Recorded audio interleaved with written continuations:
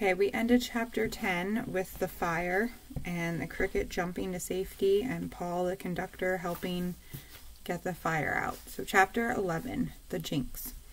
From the drain pipe, the animals watched Paul put out the fire. He dragged what papers he could out of the newsstand and got a bucket of water to douse the rest. And he watered down the walls to make sure they wouldn't flare up later. When the danger was over, he called Papa Bellini on the telephone. "What a mess," said Tucker Mouse, looking at the soggy, smoldering piles of papers and magazines. No one knew what to say. "What are you going to do, Chester?" said Harry Cat finally. "I'm going back there," said Chester. "If the Bellinis find me gone, they'll think I set the fire and ran." "What makes you think they won't think that you set the fire and stayed?" said Tucker. "I'll have to take that chance," said Chester. Before the cat or the mouse could say anything to stop him, he hopped over to the newsstand. Paul had told the engineer that he would miss a few trips on the shuttle and was waiting for the Bellinis. He didn't want anyone monkeying around with the cash register while the cover was off. The conductor thought that the cups and the bags from the animals' party had been left by Mario and Papa, while he was taking them over to the trash barrel. Chester jumped up onto the shelf. Nothing there had been burned, but there was a smoky smell to everything. The cricket took a downhearted leap into the cage and settled himself for whatever might come. It didn't take the Bellinis long to arrive. They had taken a taxi, and when the Bellinis took a taxi, you could be sure it was an emergency. Chester could hear them hurrying down the steps from the street. Papa was trying to soothe Mama, who was wheezing heavily from asthma and excitement.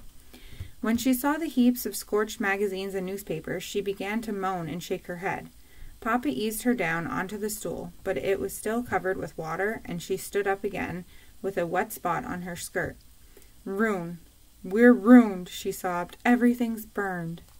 Papa comforted her as best as he could by saying that it was only a few stacks of the Ladies' Home Journal that had been lost.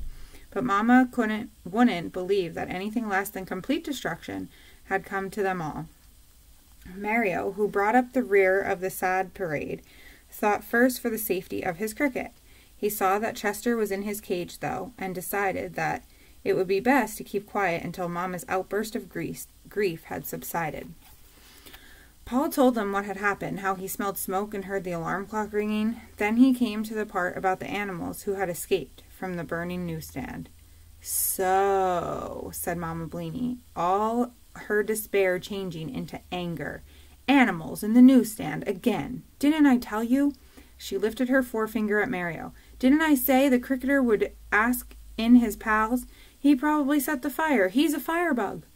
Mario didn't have a chance to speak. He would open his mouth to defend Chester, but before he could say a thing, the words were drowned in Mama's flood of reproaches.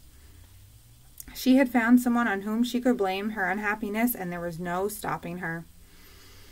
When a pause came, Mario said meekly, "My cricket would never do anything like burn up our newsstand." "The fact remains," said Mama, "we had a fire." "But crickets are good luck," Mario began. "Good luck," said Mama indignantly. "He eats money, he commits arson, he's a jinx, that's what. He's good luck going backwards, and he's got to go." She folded her arms across her chest. It was an attitude that Mario knew meant the absolute end of everything. "I could keep him somewhere else," the boy offered. "No," said Mama, shaking her head as firmly as the door being closed. "He's a jinx. He goes." Papa put his finger to his lips as a signal that Mario shouldn't say anything more, and the two of them began to clean up. They carted away all the hopelessly burned magazines and tried to salvage some that had only been scorched.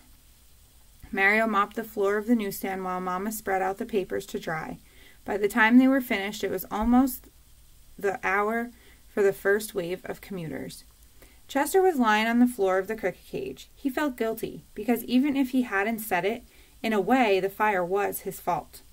If he hadn't invited everyone into the newsstand, it wouldn't have happened, and it was his playing of the rumba that had made Tucker want to dance and so tip over the matches, and he did eat the $2 bill. He began to believe that he really was a jinx. During the early morning rush hour, Mario was especially eager in his shouts of "Paper, mister," and "Time of life, mister." Papa was more active than usual, too, but Mama sat glumly on the stool with a gray, determined look on her face. Despite the fact that the selling that morning went very well, she wouldn't change her mind. After the rush was over, Papa went over to buy a new lock. Chester heard a soft scratching from behind the Kleenex box. A familiar face peeked out. "What's going on?" whispered Tucker Mouse. "Are you crazy?" said Chester under his breath. "All they need is to catch you here." "I had to find out how you were doing," said Tucker. "They're going to throw me out," sighed Chester. Oh, Tucker moaned. "And it was me that did it. Supposing I give you the rest of my life savings, maybe we could buy them off." Chester leaned his black little head up against the bars of the cricket cage. "Not this time," he said. "Mama's got her mind made up. I don't blame her either. I wish I'd never come to New York." "Oh, Chester," wailed Tucker Mouse, "don't say that. You'll make me feel like a rat, and I'm only a mouse." "It's not your fault, Tucker," said Chester, "but I've been nothing but bad luck to them since I came." Without knowing what he was doing, the cricket began to chirp to ease his feelings. He found that it helped somehow if you sang your sadness. He wasn't paying much attention, and just by accident he played the first few notes of an Italian folk song that he heard the night before. It was so melancholy and yet so sweet that it fitted his mood exactly. Mama Bleeny was untying a bundle of Herald Tribunes when she heard the chirping. At first she didn't know what it was. "Che cos es questa?" she said in Italian, which means, "What's that?" Chester stopped playing. "Chi cantavea," said Mama.